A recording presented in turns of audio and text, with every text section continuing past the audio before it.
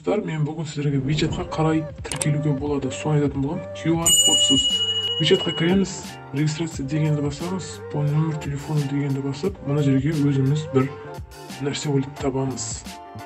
Примерно. Және мына жерде Қазақстанды таңдап, телефон нөмірімізді жазатын боламыз. Және мына жерге пароль латын әрпімен болуы керек. Және 8 цифр болуы керек.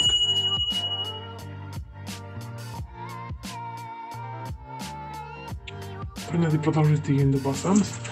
Одан кейін мына жерге шыққан кезде птичканы береміз. Яғни сіз мына осы WeChat'тың барлық тәсілімен сіз келісесіз. Яғни WeChat'тың өзінің ережесімен сіз келісетін боласыз.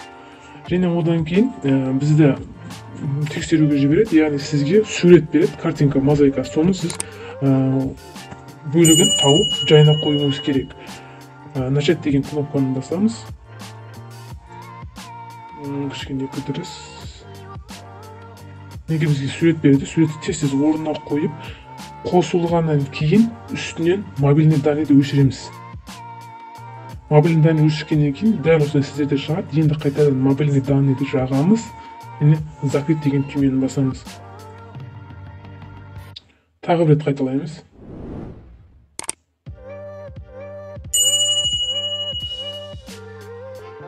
Дәл жаңағыдай белгілегеннен кейін птичка шығады.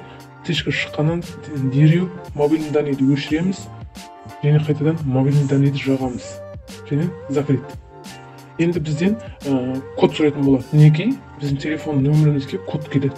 Енді сол кодты тереміз. Сол код тергеннен кейін сіздерді WeChat'қа кіргізетін болады, достар. Пайдаланыңыздар, достарыңызбен бөліссеңіздер де болады.